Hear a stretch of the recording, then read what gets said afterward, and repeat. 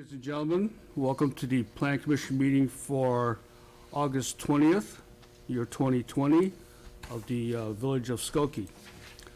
Let me read this for you. Until further notice, meetings of the Skokie Plan Commission will be held electronically, with petitioners and a majority of the commissioners participating via remote access in order to comply with the State of Illinois stay-at-home order.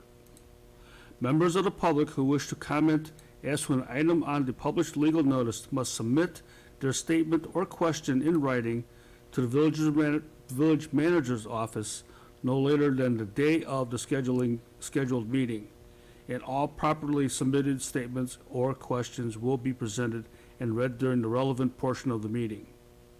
Written comments may be submitted by email to citizen comments, which is one word, at skokie.org, or by mail to the Village of Skokie, Village Manager's Office, 5127 Oakton Street, Skokie, Illinois, 60077.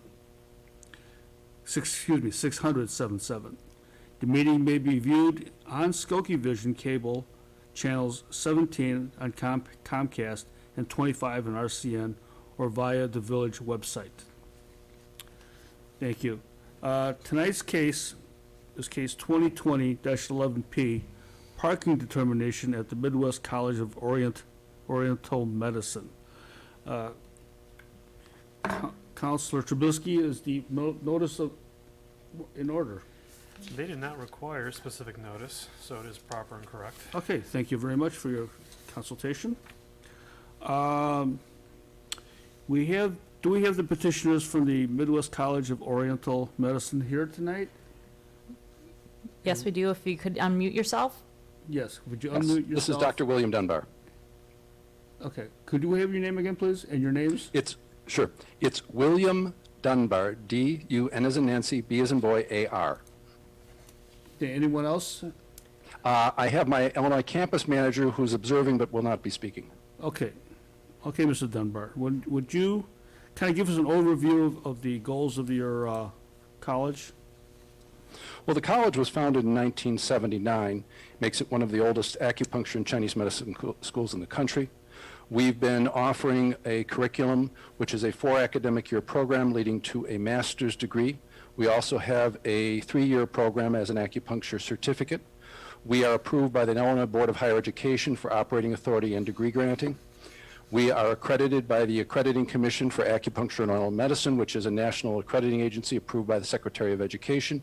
And we've been offering student financial aid and federal student financial aid and grants since 1987.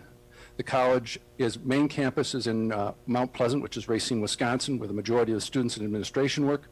Our Illinois campus is a branch campus with very little administration and a smaller student body. Pre-COVID, we were operating in Evanston, Illinois at the Fountain Square building, occupying the entire 3rd floor and the 2nd floor for our clinic.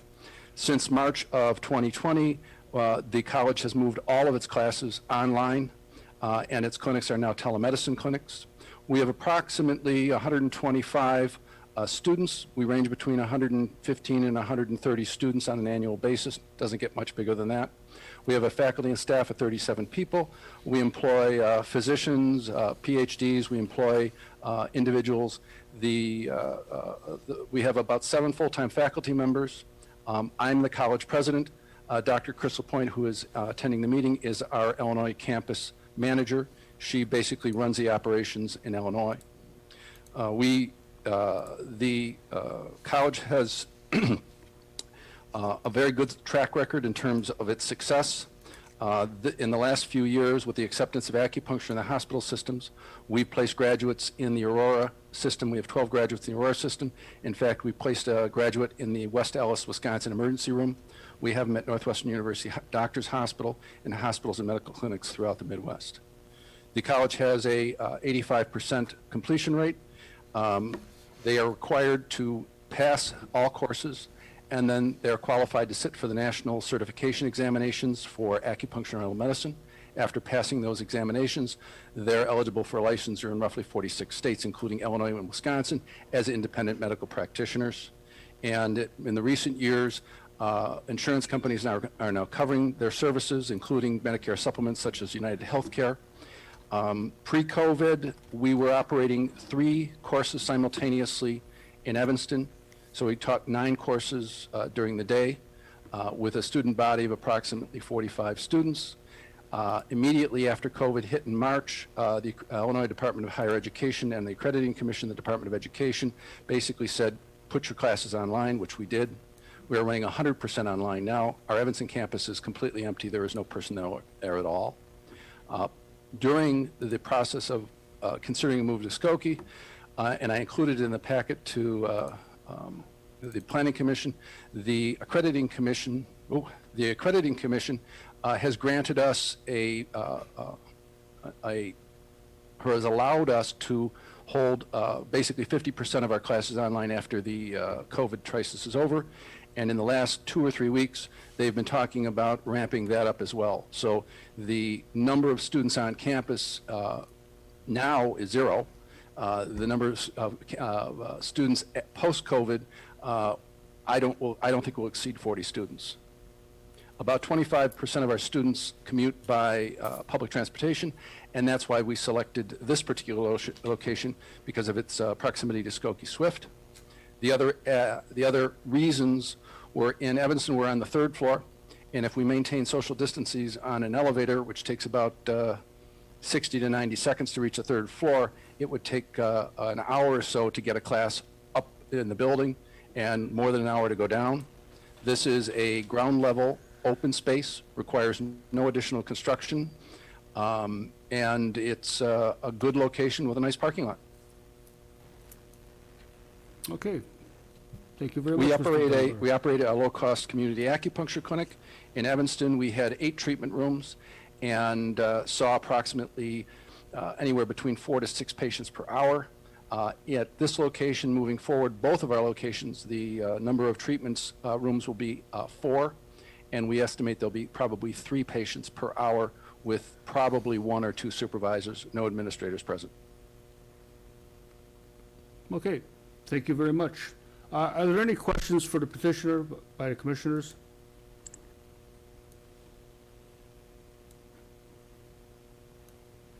Okay, is everybody unmuted? If Scott, so, you have a unmute question? yourself. Scott Hold on. Berman. It hasn't taken place. Hold on. There we go. Okay, you're on, Scott. Got it. My question is, for the petitioner, that is 40 the ultimate limit? You said you probably don't assume there will be more than 40 after the online and after the pandemic, but could you go higher, and would you like to go higher even though you don't think you are going to go higher than 40? No, not necessarily. Let me explain my logic behind it. Right now, our second-year students we have 16 second-year students at the Evanston campus, and I have approximately 18 third-year students. When we were running all live classes, it was necessary to run 3 classes at the same time every Saturday. Now, because of the online program that will continue on after COVID, the chances of us having to operate 3 online classes is probably not going to happen. I mean, everything changes with COVID on a regular basis. I can say with reasonable certainty that 40 is probably the upper limit, and I'm probably overestimating. Because right now we got 16 and 18, which is 34 students. I'm giving myself a 6-student leeway. The college has maintained about the same enrollment for the last 10 years. Our goal is not to increase the size of the college, but maintain the quality of education. I mean, it's one of the reasons why our reputation across the country is very good, and we are looked at as a model acupuncture school because we're not trying to get as many people out in practice as possible. We're trying to place them. And of the last 4 years graduates, we now have 80% in practice. And that's a very high number considering many colleges across the country have 30% completion rates and very low employment rates. Okay. Any other questions? So wave your hand if you have a question. All right, I see no hands. Commissioner Quinn? Yes, I was wondering what the petitioner's thoughts were based on the staff analysis that some of these spaces in the location you're considering are not operating right now. It might impact your parking opportunities in the future. There seems to be some risk there. There's risk for us as well. I mean, this is going to be a storage facility until January 31st, other than the possibility of soft opening a clinic. After January 1st, I was on the phone with the executive director of the accrediting commission, and I asked him, are we going to reopen? Are you going to recommend reopening in January? And he said he's going to make that decision sometime in November or December. If in fact, what I think is going to happen based on my knowledge of the inner workings of the commission is right now we have permission for 49% of the education after COVID, which means that the maximum number of classes on a Saturday would be 2. If they move all didactic classroom courses online and only have the practicum courses such as point location, needle technique, and some of the technique classes, it means that about 70% will be online and we'll even have less students on campus. I'm not as concerned about the parking issue simply because we have so many students that just commute. They don't own cars. And I did check with the Skokie Swift parking lot being plowed in the winter, and the walk is not terribly bad during the winter. I think we'll maintain our current students because the Evanston Rapid Transit is almost 3 blocks from our campus, and people are walking that in the winter now. Okay, thank you. Commissioner Matei, did you have your hand up for a question? I did not. Sorry to throw you off. Okay, all right. Any other questions, commissioners? None? Yes? If not, Mr. Dunbar, we'll have Steve Marciani present the staff report. Steve? Thank you, Mr. Chairman. I'd like to respectfully request that the staff report for case 2020-11P be accepted into the record as presented. Your request is granted. There isn't much for me to actually report on here. I just want to kind of address a few items based off of the questions and then some of the comments that are about to be read that were emailed early. So the KLA did a traffic study. They did take a very conservative approach and assumed, even though they knew they had information about the public transit and walking uses or the percentages, they assumed no one was going to, and they came up with that. So we feel that the number is a conservative number. What was there before was extremely overoccupied, which is what caused the problems. This parking ratio is less than if they were operating properly. The previous user, it's less than even that by about 1/3. So that's good. The comment that we had made about the vacancies is the landlord didn't give us a complete tenant list, so we couldn't do a full parking analysis in the building. However, based off of what does have occupancy permits right now, there is enough parking. The warning was more out for the property owner that it might be in the future that future occupancies might be denied if there aren't parking spaces, required parking spaces available. So we are slightly modifying the recommendation of the traffic consultant. They had recommended a flat 1 per 200 requirement after we subtract out certain things like hallways. We just modified that because the parking requirement for clinics is a gross parking requirement, so we don't subtract that anything. So we were recommending that a 1 per 200 net parking requirement be used for the non-clinic portion, and a 1 per 200 gross ratio be used for the clinic portion, and that we feel that that's adequate for this particular use at this location. That concludes my summary of my report. Okay. Thank you, Steve. Any questions of the staff's report for staff? Commissioner Scott Berman. Unmute yourself. Yes. Oh, Steve. The question has to do with something that we must have decided some years ago at that site. And I remember quite a bit of controversy, and maybe that's the vacancy that you're discussing, or the prior user that you're discussing.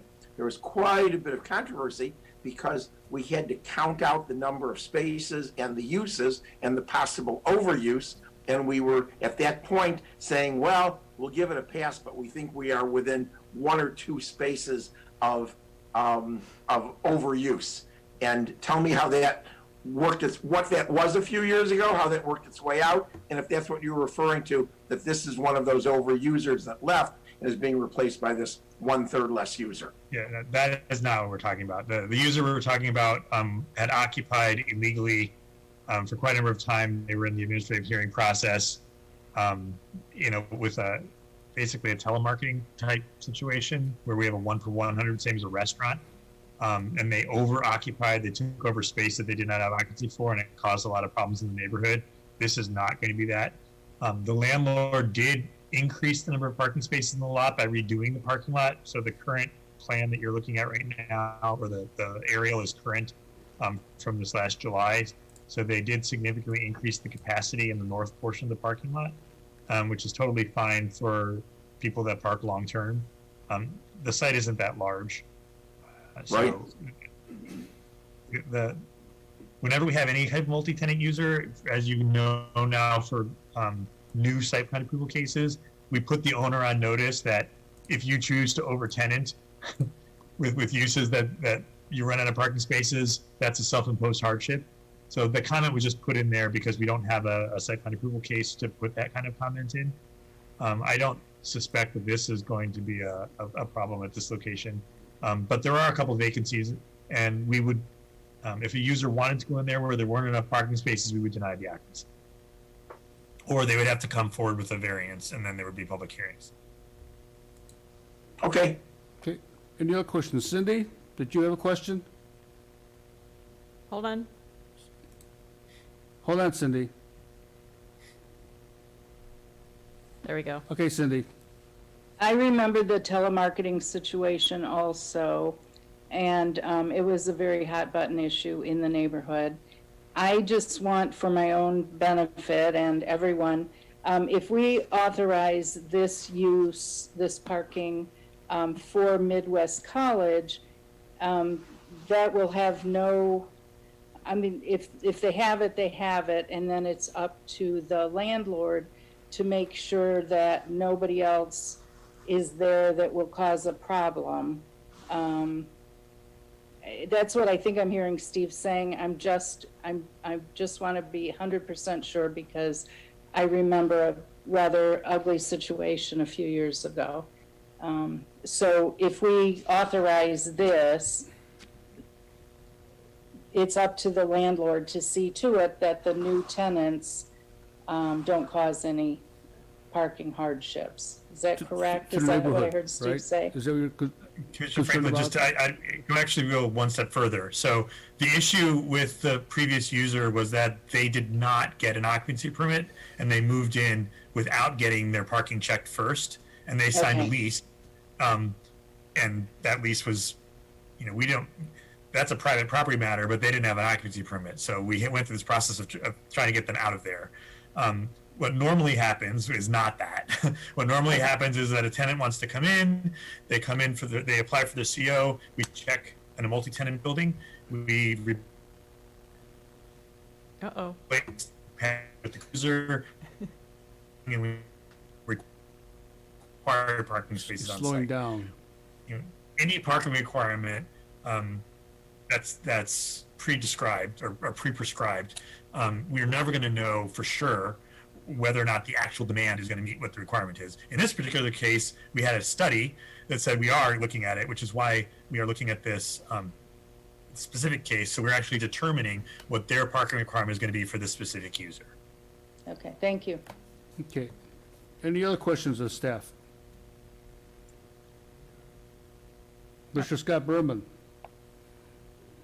Steve, reconfirm for us that an owner of a property, of a multi-tenant property with a large parking lot cannot put up signs that segment parking for only one user. That was another problem, I believe, at this site where signs were being discussed and placed, and thereby pushing people to the north or to other spots. So there was an argument about how many cars could actually fit in the lot once these spaces were designated, and I think we said there cannot be any designation of spaces. Is that correct?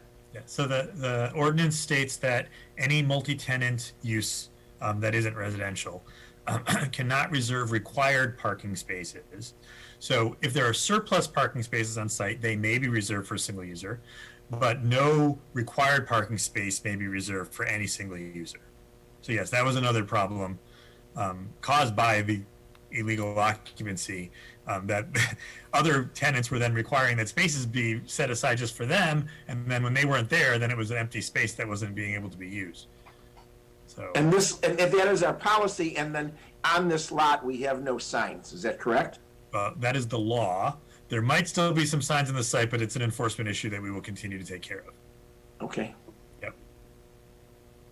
Steve, what about, I mean, just looking, not this particular case, but you're citing the law. What about cases where parking is included in the lease? The ordinance is what I stated. You know, if they want to make a, again, that's a private property issue. They can say that that's the case, but that's not enforceable for us. So if someone wants to rent someone a parking space, that's a required parking space, we'll just say, no, you can't put the sign up. And then that's between the landowner and the, you know, and the lessee. So, Okay, I mean, there's lots of things that that are illegal that you can't make a private contract to grant someone permission to do. So, okay, thank you. Any other questions of staff? I believe the petitioner wanted to make a comment. Let's go on to public comments before we have Okay. petitioner come back on again. Okay, Steve? Sure. Mr. Dunbar, is that okay with you? Okay. Before we go on to public comments, let me add that although the Plan Commission is an advisory board to the Board of Trustees, in all cases, usually fall back in their laps for final approval, parking determination, the final approval is part of the Plan Commission's duties. So therefore, the parking determination tonight, we will be the final hearing body, and we will make the final determination. So with that in mind, we have two, I believe? Yes. We have two letters from citizens. Corporation Counsel Tyler Kubilski will read one, and Matt Brandmeier will read the other. Please. All right, I have one from Linda Abrams of 5141 West Grove Street in Skokie. She writes, "Dear members, my husband and I have lived on the 5100 block of Grove Street for more than 30 years, just a few doors away from 8950 Grosse Pointe Road, and we have some concerns regarding the parking at the office complex and the tenant occupancy. We have read the staff report regarding the petitioner's request for parking determination. We are concerned that some of the tenants participants will choose to park on Grove Street rather than a parking space in the lot, especially if it means they have a shorter walk from their car to the entrance of the clinic or classroom. We currently have limited parking on Grove Street for the residents. Staff report indicates approximately 62 students in the classes. Is that 62 students at one time per class? How many additional students would there be in the clinic? How many additional people would consist of instructors, staff, and others? There are approximately 150 parking spaces in the office lot. Only a small portion of those are in close proximity to units 400 and 600, which could mean that some of the teachers and students may find parking on Grove Street more desirable because of its closeness to the entrance. Some of our concerns are excessive foot traffic on Grove Street, excessive noise of students and teachers coming and going, especially during the later evening hours. As some of you may recall, the residents of Grove Street and the neighboring streets had a nearly 2-year struggle with the prior tenants of units 400, 600, and 8950 Grosse Pointe Road, namely Unifin. The employees of that company ultimately used nearly all of the available parking on Grove Street, leaving residents unable to park in front of or near their homes and necessarily seeking parking elsewhere.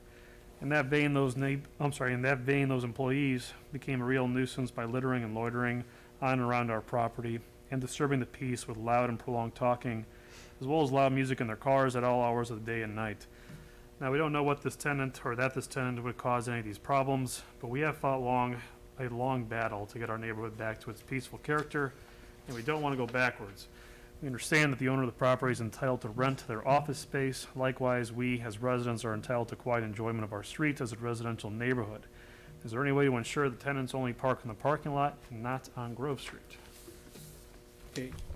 Community Director Matt Brandmar will read the next letter. Yeah.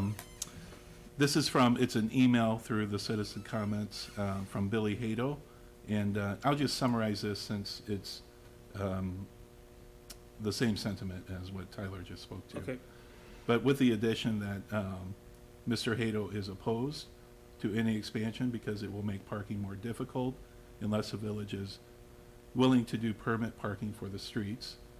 And he references Grove and Suffield Court for our streets. Henceforth, these people who refuse to park in their own lots to do so.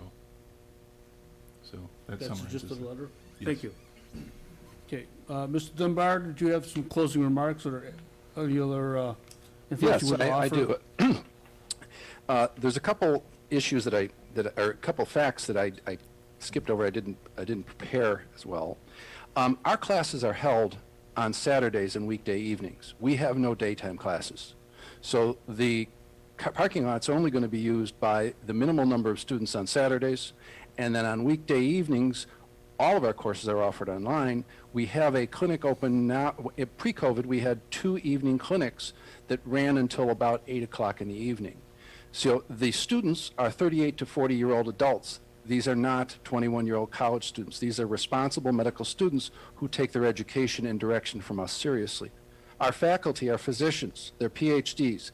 These are well-educated medical professors who know what is appropriate and what's not appropriate. I can assure you that if we set down an edict that they cannot park on city streets, they will not park on city streets. It's just not going to happen. We have been a responsible tenant in both Chicago and Pensacola Place building for over 25 years. We've been in Evanston now as a responsible business and a community clinic offering low-cost acupuncture and pain control to individuals using acupuncture. It's a different, we are a different type of business. We don't employ individuals who aren't at a doctoral level. We cannot have our students in a master's degree program taught by anyone who doesn't have a doctorate. These are responsible physicians and educators. So the reality is that the vast majority of our students who actually come to class will be there on Saturdays. No day classes whatsoever. Okay. If you have any questions, please address them to me. Thank you. Okay. Any other remarks or questions of petitioner? Commissioners, any other remarks? None? Okay. So therefore, for case 2020-11P, parking determination, need a motion? I'll make a motion to accept the staff report as presented. I'll Was second. Jeff Berman, thank you. Second? Second. I'm sorry, who's the second? Second from Scott Berman. Scott. Scott, okay, thank you.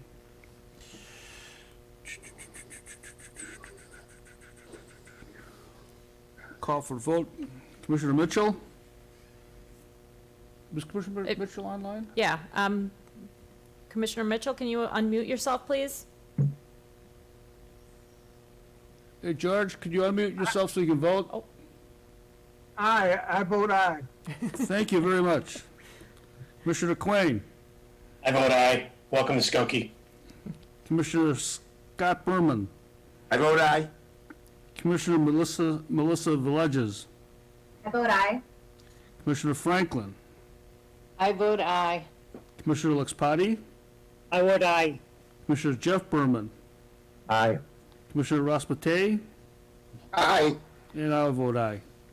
So since we are the final authority or the final hearing body for this, the park determination will go into the record for the, the CO, the certificate of occupancy. And I believe that that's it. Any other matters before the board, before the commission? We have the minutes. Oh, I'm sorry. We need to approve the minutes from the last meeting. So I need a motion to approve. So moved, Scott Berman. Scott? Second, Jeff Berman. Second. All in favor, say aye. Aye. Aye. Any opposed? No opposed. Okay. Minutes have been approved. Thank you for reminding me. Okay, with that, this meeting is adjourned. Thank you, Mr. Dunbar, and good luck to you. Thank you, everybody. Welcome to Skokie. Thank you.